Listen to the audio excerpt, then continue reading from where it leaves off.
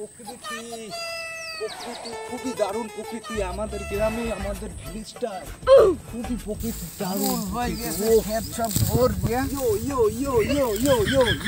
Yo how are you pops, তুমি কেমন আছো? ইয়ো পপস কেটা তুমি ভাই?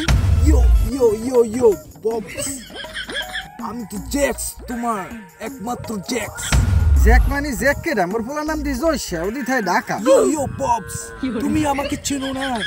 আমাকে কত তুমি ভালোবাসতে, তুমি আমাকে ঢাকা পাঠিয়েছো পড়ালেখা করার জন্য। আমি তো খুবই মরান হয়ে গেছি। দেখো আমার ফ্যাশনটা দেখো।